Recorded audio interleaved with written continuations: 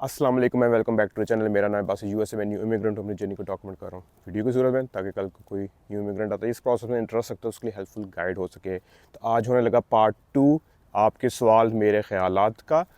तो अगर आपने प्रीवियस वीडियो नहीं देखी तो यहाँ पर कार्ड आ रहा होगा, जाकर उसको देख सकते हो। उसमें कई टॉपिक्स को हमने डिस्कस किया हुआ है जिसके ऊपर मैंने अपने व्यूज़ अपने शेयर किए हुए हैं।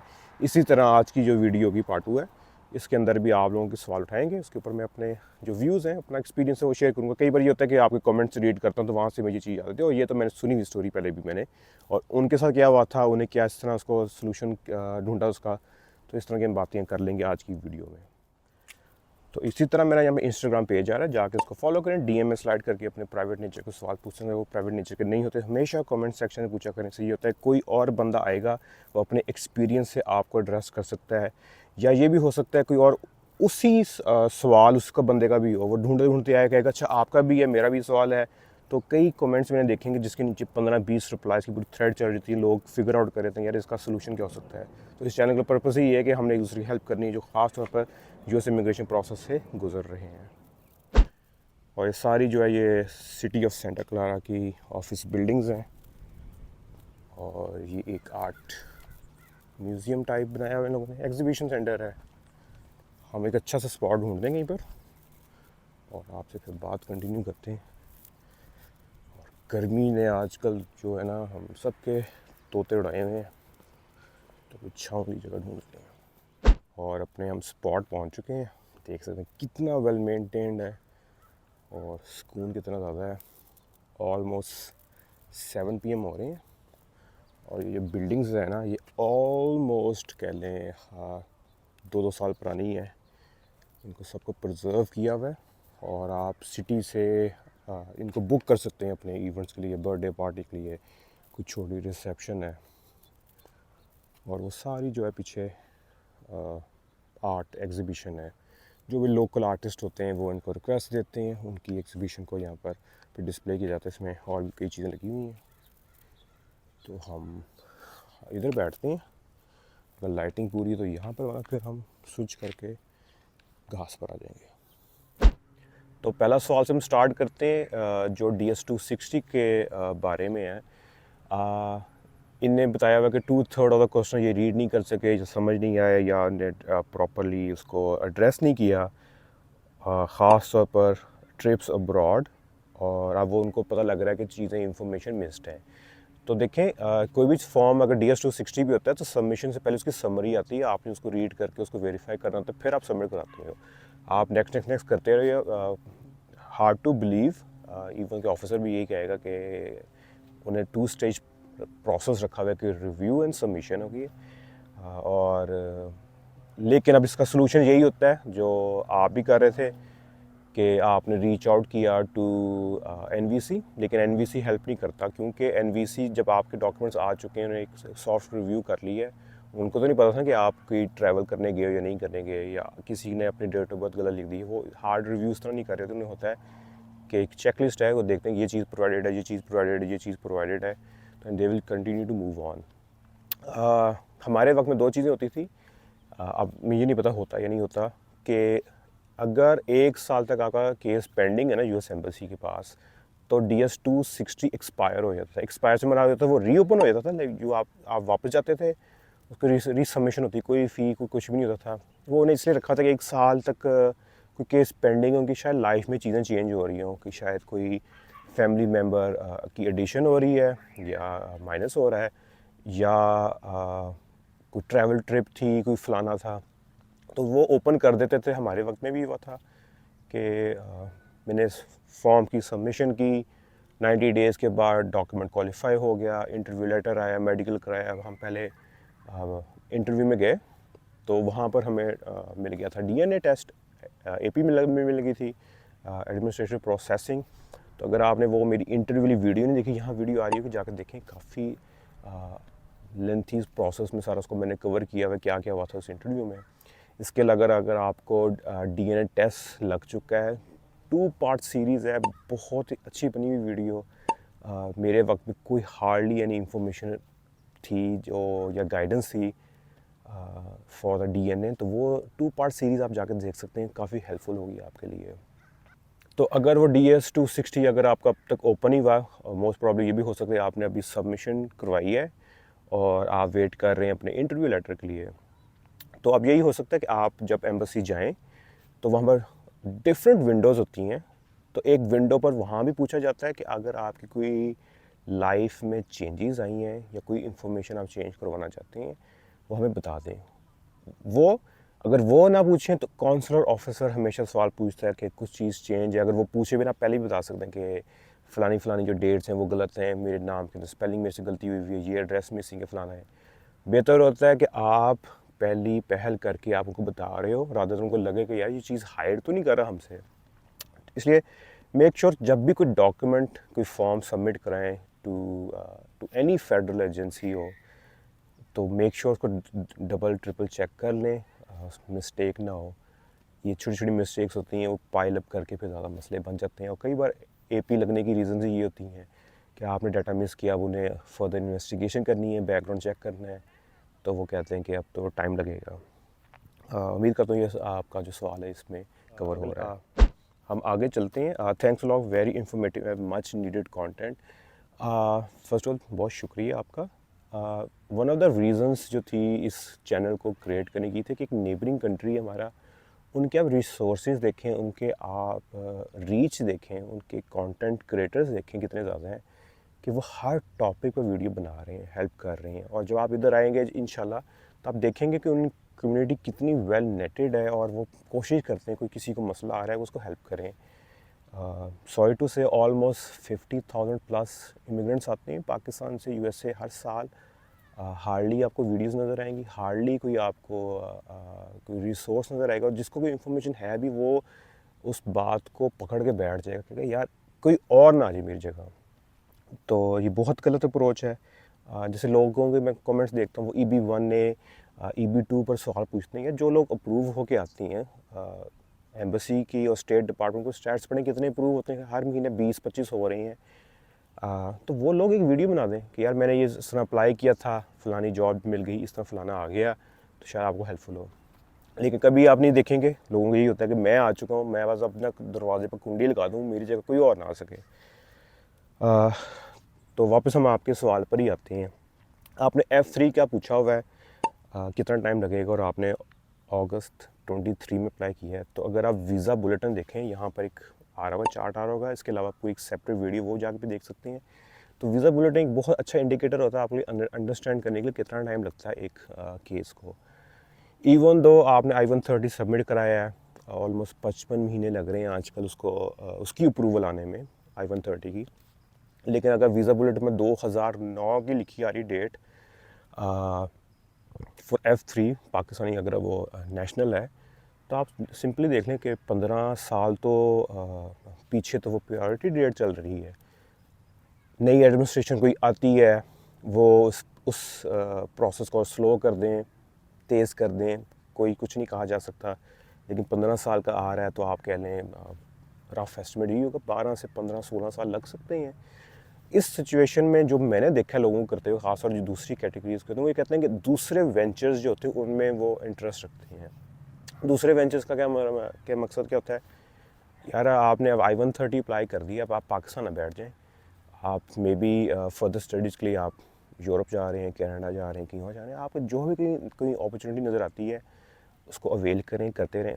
अच्छी बात ये लगती है US इमिग्रेशन सिस्टम की कि आपको वो बाउंड नहीं कर देता कि आपने अप्लाई कर दी, आप कोई और कुछ नहीं कर सकते। करते रहें। 16 साल एक बहुत वेट होता है, 15 साल 16 साल बहुत ज़्यादा वेट होता है ज़िंदगी का। तो अगर आपको कोई अच्छी अपॉर्चुनिटीज़ मिलती हैं उनको अवेल करें। इसके अलावा आप वीज़ा बुलेटिन एक अच्छी सोर्स है, उस पर नज़र रखें, मूवमेंट आपको वहाँ नज़र आती रहेगी। और जब भी आपकी प्रायोरिटी डेट वीज़ा बुलेटिन आने लगेगी 2 साल पहले, तो आपको वेलकम लेटर आ जाता है NVC से। अगर नहीं आ रहा आप उनको रीच आउट करें तो आपको वेलकम लेटर मिल जाएगा। अगले सवाल पर आते कहते हैं कि USA वीज़ा अप्लाई करने से पहले ट्रैवल हिस्ट्री ज़रूरी है।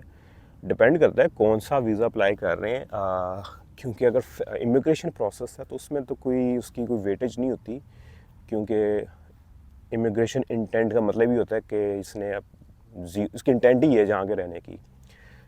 तो खुसूसी तौर पर बनाने का कोई फ़ायदा कोई नहीं होता। अगर आप B1 B2 की बात कर रहे हैं, USA भी कोई इतनी वेटेज देता नहीं है। इन पर्सन कैपेसिटी में लोगों को जानता हूँ, अपने दोस्तों को जानता हूँ जिनके बहुत ज़्यादा हिस्ट्री ट्रैवल की भी थी, यूरोप जा चुके हैं, ऑस्ट्रेलिया, कनाडा का वीज़ा लगा हुआ है, UK का मल्टी एंट्री लगा हुआ है, and they still got rejected for USA का अपना एक सेट क्राइटेरिया है, वो आपकी टाइज़ देखते हैं कितने स्ट्रॉन्ग है। इसके अलावा एक हमेशा सवाल आता है कि क्या आपकी इमिग्रेशन प्रोसेस चल रही है, क्या B1 B2 अप्लाई कर सकती हैं।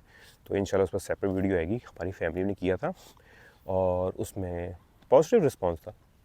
तो इंशाल्लाह एक पूरी सेपरेट वीडियो आएगी जिसमें हम उस टॉपिक को कवर कर लेंगे। लेकिन आपका जो सवाल है, अगर आपके पास अपॉर्चुनिटी है बाहर जाने की, अगर आप जा रहे हैं तो ज़रूर जाएं, और आपने फिर उसको DS-260 में मेंशन करना होता है। जिस तरह मैं प्रायर टू द इंटरव्यू में जा चुका था, बाहर कई कंट्रीज जा चुका था, तो वो DS-260 के अंदर मेंशन भी था। इसके अलावा जब ऑफिसर का इंटरव्यू टाइम, तो उसने पूछा था मेरे से भी कि आपकी ट्रैवल हिस्ट्री क्या है, हमें ये ट्रैवल हिस्ट्री बताएं। फिर उन्होंने पूछा, जैसे मैं रोमेनिया जा चुका हूँ, मैं नॉर्वे जा चुका हूँ, तो उसने कहा कि रोमेनिया क्या करने गए थे। तो फिर मैंने बताया कि रोमेनिया क्या करने गया था, क्या मेरा प्रोजेक्ट था, मैं कहाँ काम कर रहा था। तो सब कुछ चीज़ें पूछ रहे होते हैं और आपने ये चीज़ें याद रखनी होती हैं, क्योंकि ट्रैवल हिस्ट्री कोई छुपी हुई चीज़ नहीं होती, सारे डाटाबेस इनका लिंक्ड होता है। इसके अलावा इससे एक सवाल आता है कि बहुत कॉमन सा लोग मिस्टेक कर लेते हैं, अगर आप किसी फॉरेन कंट्री जाते हैं ना और आप 6 महीने से ज़्यादा वहाँ का स्टे होता है, तो उस कंट्री की आपको पुलिस रिपोर्ट चाहिए होती है।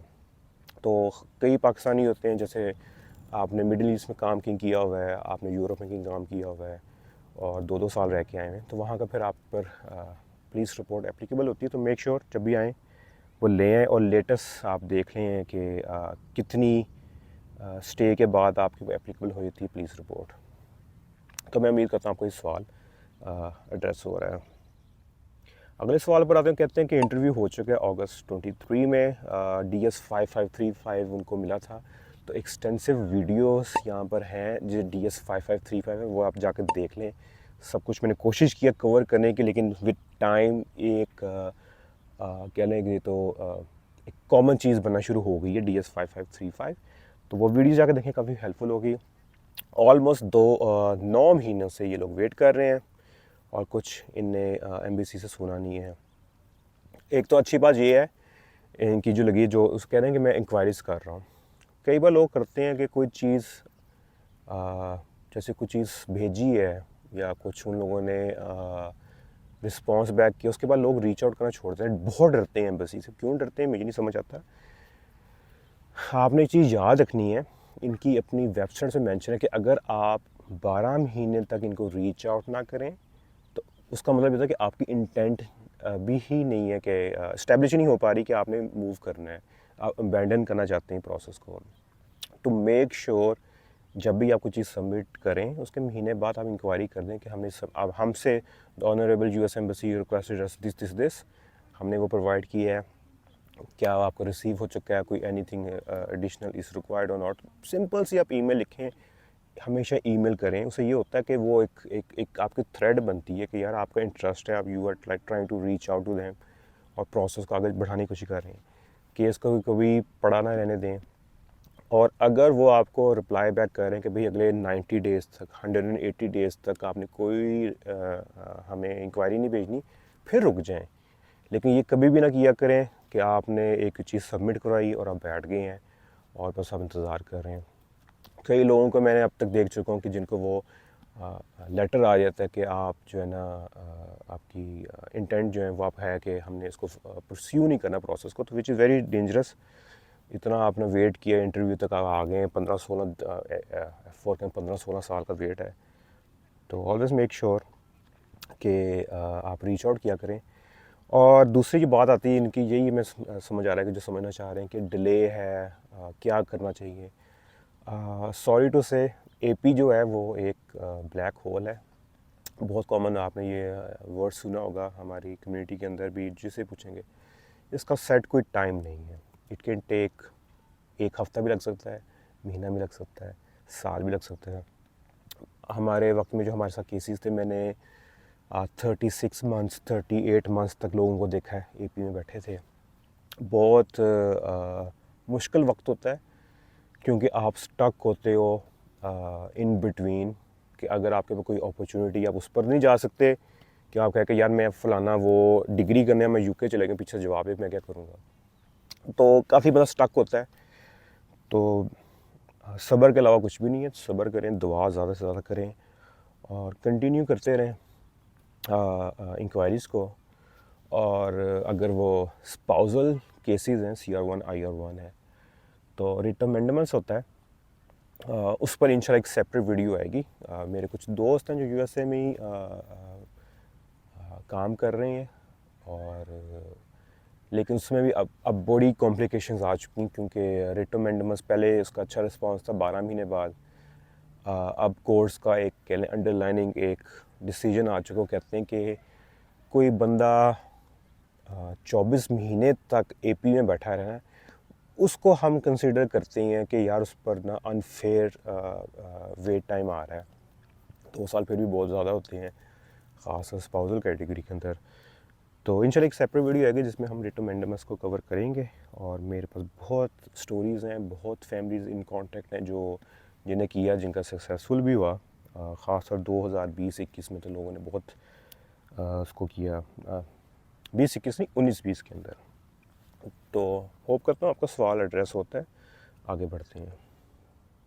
अगला सवाल आता है, वो कहते हैं कि उनके बर्थ सर्टिफिकेट के अंदर स्पेलिंग मिस्टेक थी, उनको 221G मिल गया है, उन्हें वापस कोरियर कर दिया। उसके बाद कब तक पासपोर्ट डिलीवर कर देंगे एम्बेसी वाले विद वीज़ा। इसमें मल्टीपल चीज़ें आप लोगों के लिए सीखने के लिए हैं। फ़र्स्ट ऑफ ऑल, आपको जब वेलकम लेटर मिला, to the point you get your interview letter, बहुत टाइम होता है। अपने डॉक्यूमेंट्स को चेक करें, अगर उसमें मिस्टेक्स हैं, उसमें करेक्शंस की ज़रूरत है, वो करवा के पहले रखें। ये नौबत आनी नहीं चाहिए।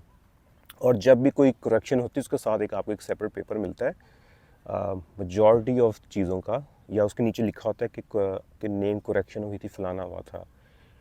कई मैं लोगों को जानता हूँ कि जिनके एजुकेशन डॉक्यूमेंट्स में नाम ठीक नहीं होते थे, तो सही करवाते हैं, नीचे एक सिंगल लाइनर लिख देते हैं कि पहले ये था, अब ये हमने ये करेक्शन की हुई है। तो सारे डॉक्यूमेंट्स एक जैसे होने चाहिए। उसके अंदर डेट ऑफ बर्थ, आपके नाम, ये चीज़ें बहुत अहमियत रखती हैं। इसके अलावा जब आपने चीज़ सबमिट करवा दी, AG के थ्रू आप करवा सकते हैं। US ट्रैवल डॉक्स आपने खुद मेल नहीं करना होता।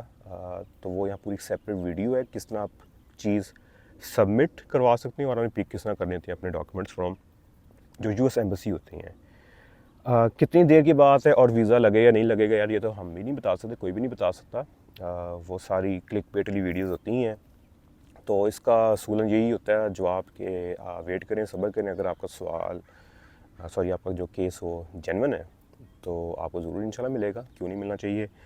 इसके अलावा कब मिलेगा इसका भी कोई जवाब नहीं है, क्योंकि अब 221G AP है, एडमिनिस्ट्रेटिव प्रोसेसिंग का कोई टाइमलाइन नहीं होता।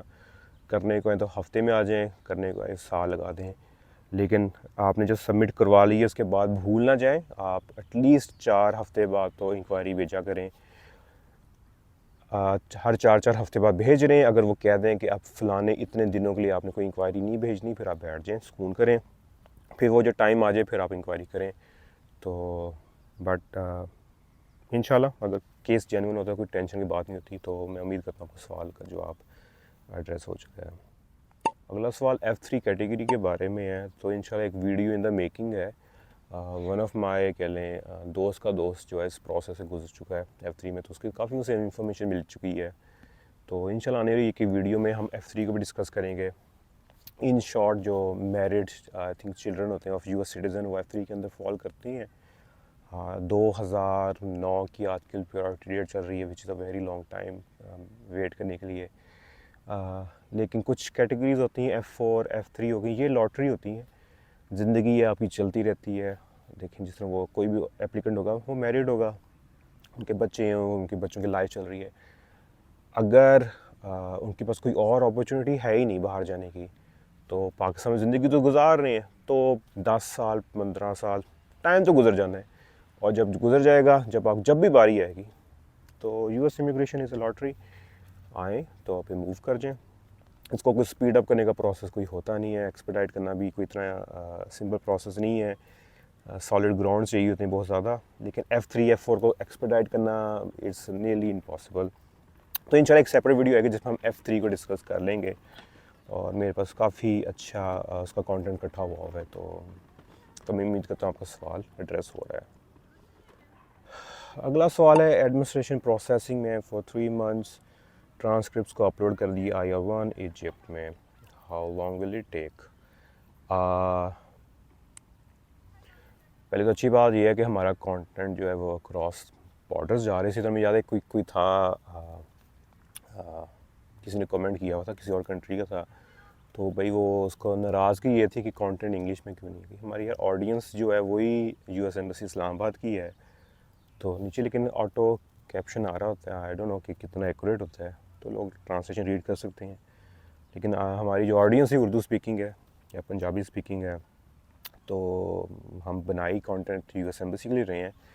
लेकिन इससे जो चीज़ याद आ रही है कि हर वीज़ा कैटेगरी जो है वो चाहे IR1 है, CR1 है, F4 है, NVC स्टेज में जो स्टेज 2 होती है, पूरी 3 पार्ट सीरीज़ है जिसमें मैंने USCIS, NVC और US एम्बेसी इस्लामाबाद को किया हुआ। यहाँ कार्ड्स आ रहे होंगे, इन 3 पार्ट सीरीज़ को जाकर देखें, काफ़ी आपको अंडरस्टैंडिंग हो जाएगी कि प्रोसेस रन किस तरह करता है। तो पार्ट जो सीरीज़ जो स्टेज 2 होता है NVC वाला, उसमें आपने अपने पिटिशनर की IRS ट्रांसक्रिप्ट्स सबमिट करानी थी है। IRS क्या है, जिस तरह हमारे पाकिस्तान में FBR है, टैक्स का जो मेन अथॉरिटी है वो IRS है इधर। USA में मैंडेटरी है, कोई बंदा काम करे या ना करे आपने टैक्स फाइल करना है। जब भी आप टैक्स फाइल करते हैं वो टैक्स रिटर्न होती है, वो जाकर सबमिट होती है, एक्सेप्ट हो जाए तो कुछ टाइम के बाद IRS ट्रांसक्रिप्ट बनाती है, एक piece of white piece of paper है, उसमें जैसे टाइपराइटर वाली जो होती है ना फॉन्ट होता है, उसके अंदर वो टाइप्ड होता है, सारा वही इन्फॉर्मेशन होता है जो टैक्स रिटर्न में होता है। लेकिन IRS ट्रांसक्रिप्ट जो होते हैं वो ज़्यादा कह लें तरजीह रखती हैं फेडरल अदालों की नज़र में। तो वो जो होगी वो आपने सबमिट करवानी होती है। लोग स्किप कर देते हैं, किस तरह स्किप कर देते हैं, बड़ा एक इटसेल्फ एक बड़ा अच्छा सवाल होता है कि जब आप NVC के वो लोग पूछते हैं कि आप डॉक्यूमेंट्स क्या रिक्वायर्ड हैं, तो NVC की एक तो वेबसाइट के ऊपर भी लिस्ट है, US एम्बेसी इस्लामाबाद की पूरी लिस्ट पड़ी हुई है, और साथ साथ वो जो आपका पोर्टल है CEAC, वो आपको बताता है कि आप ये अपलोड करें, ये अपलोड करें, ये अपलोड करें। तो वो आप लिस्ट को फॉलो करें और अवॉइड करें 221G या इस तरह की बातों में 221G लगना जो है ना अच्छी बात नहीं है। तो मैं उम्मीद करता हूँ जो दूसरे देख रहे हैं तो उनको ये चीज़ एड्रेस हो रही है। अगले सवाल पर आते हैं, हमें रैप अप करना है क्योंकि अब सूरज नीचे जा रहा है तो लाइट कम पड़ जाएगी। वो कह रहे हैं कि F4 की मूवमेंट फास्ट होगी नहीं होगी। कोई प्रिडिक्ट नहीं कर सकता कि मूवमेंट फास्ट होगी नहीं होगी। उसूलन तौर पर तो होनी चाहिए क्योंकि रीहायरिंग हो रही थी, सारे प्रोसेस, कोविड का बैकलॉग था, उसके बाद ट्रैवल बैन का था, एडमिनिस्ट्रेशन की कुछ रिस्ट्रिक्शन थी। लेकिन इतने लोग अप्लाई कर रहे होते हैं हर दिन कि वो अगर बैकलॉग अगर वो 1 लाख केस कर भी रहे हैं तो ऑलमोस्ट सिमिलर केसेस आ जाती हैं। और क्योंकि आपको पता है कि USA में इस साल इलेक्शन ईयर है, तो कोई नई एडमिनिस्ट्रेशन जब आएगी वो अगर रिस्ट्रिक्शंस लगा दें उसके ऊपर कुछ भी नहीं कहा जा सकता। तो दुआ करें फ़ास्ट हो जाए, लेकिन बैकलॉग क्लियर करने की कोशिश तो कर रही है USCIS, क्योंकि one of the like boast कह लें जहाँ से प्रॉफिट जनरेट होता है, पैसे जनरेट होते हैं, वो USCIS है। सारा इनका जो स्टेट डिपार्टमेंट का जो इमिग्रेशन प्रोसेस है। लेकिन नई अगर एडमिनिस्ट्रेशन आ गई तो काम उल्टा ही पड़ सकता है। तो दुआ ही है आप सबके लिए कि प्रोसेस जल्दी हो जाए। अगले सवाल पर चलते हैं। अगला सवाल है कि उनका वीज़ा अप्रूव हो चुका है, उनके ऑफिसर ने कहा कि आपका जो पासपोर्ट है वो 2 हफ्तों तक मिल जाएगा, उसके लिए उनका डिले आ रहा है। तो अगर इस तरह कोई भी सवाल होते हैं ना कि आपको अप्रूवल हो चुकी है, तो आमतौर पर जब भी अप्रूवल होती है उसके बाद आपको अप्रूवल एक लेटर मिल जाता है जिसमें लिखा होता है your visa has been approved. शायद इधर पिक्चर आ रही होगी।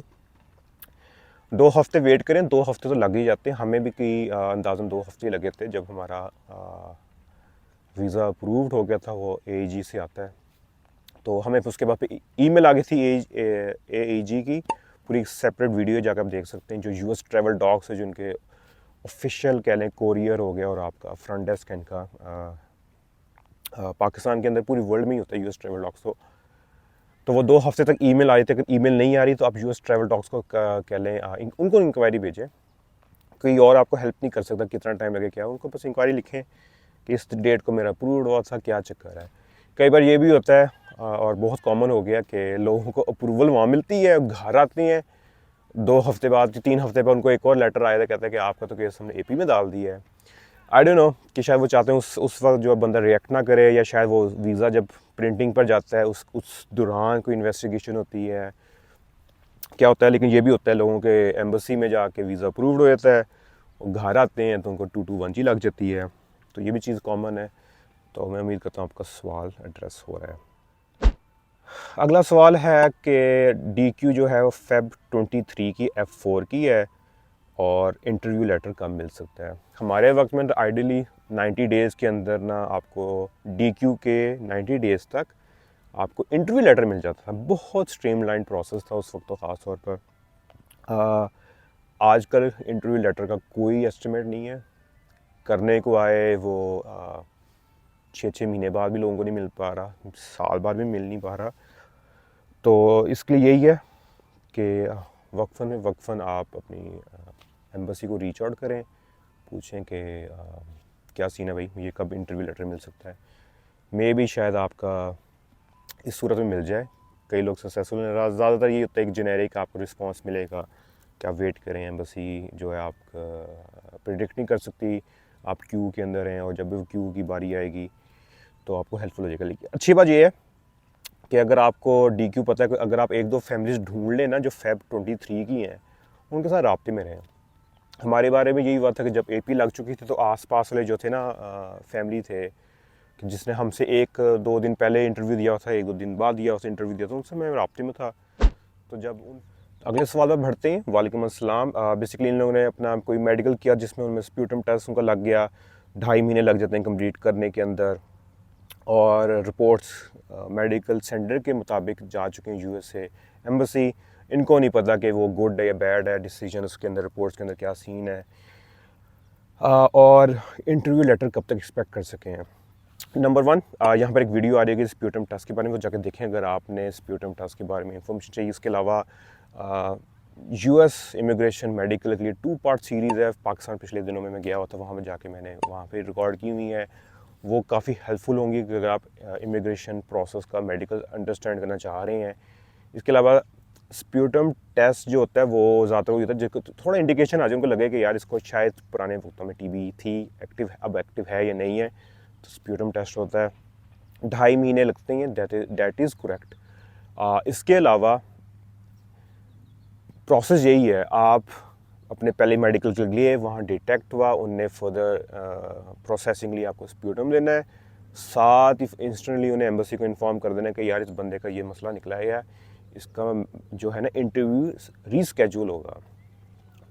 वो इंटरव्यू डेट होती है उसको पॉज कर देते हैं, आप स्प्यूटम टेस्ट आता है, फिर रिपोर्ट्स जाती हैं, फिर दोबारा रीस्केड्यूल होता है आपका इंटरव्यू एम्बेसी में। क्योंकि इतना बैकलॉग है एम्बेसी में कि रीस्केड्यूलिंग का भी कोई हिसाब किताब कोई नहीं है। लेकिन अगर आपका मेडिकल जा चुका है एम्बेसी, आप में इंक्वायरी करें। आपकी जो होगी ना कोई कंफर्मेशन दी होगी उन्हें। कंफर्मेशन नहीं भी दी, अगर वो कह रहे हैं, आप एक ईमेल लिख दें कि यार मेरा स्प्यूटम टेस्ट था वो हो के सबमिट हो चुका है टू द US एम्बेसी, मैं अपना इंटरव्यू कब एक्सपेक्ट कर सकता हूँ। सिंपल 3-4 लाइन्स की इंक्वायरी लिख दें, वो बता दें कि ज़्यादा जेनेरिक रिप्लाई आएगा, लेकिन एटलीस्ट आप लूप में तो रहें ना। फिर आप महीना वेट करें, फिर दोबारा इंक्वायरी कर दें, फिर इंक्वायरी कर दें, तो अपने केस के पीछे जो है ना पढ़ के आपको इंक्वायरीज करनी पड़ेगी। वो ही है, एम्बेसी ही रीस्केड्यूल करेगी, और 6 महीने भी लग सकते हैं, साल भी लग सकता है, इसका कोई एस्टिमेट नहीं है। करने को है वो हफ्ते बाद आपको ईमेल आ जाए, लेकिन आप इंक्वायरीज करें ताकि आप लूप में रहें। तो उम्मीद करता हूँ कि आपका सवाल यहाँ पर एड्रेस हो रहा है। तो वीडियो को यहाँ पर एंड करते हैं क्योंकि सूरज नीचे जा चुका है, हमारी लाइट कम हो चुकी है। तो मैं उम्मीद करता हूँ आपको आज की वीडियो पसंद आई। वीडियो पसंद है hit the like button, channel को सब्सक्राइब करें, hit the notification bell icon. यहाँ पर मेरा इंस्टाग्राम पेज आ रहा है, इसको जाकर फॉलो करें, DM में स्लाइड करके अपने सवाल प्राइवेट नेचर के पूछें। प्राइवेट नेचर के तो हमेशा कमेंट सेक्शन में पूछ लिया करें। इस तरह ये होगा कि आप पूछेंगे, कोई और भी हेल्प कर देगा और किसी और की भी हेल्प हो जाएगी, और यही चैनल का पर्पस है। तो ज़िंदगी रही तो इंशाल्लाह आपसे मुलाकात होगी अगली वीडियो में। तब तक मैं इजाज़त दें। अल्लाह हाफिज़, take care, bye bye, peace out. हमें बताना ये फॉर्मेट कैसा है। इसके अलावा आपको बोनस कंटेंट देते हैं, वो देखें, फैमिली बैठ के बारबेक्यू कर रही है।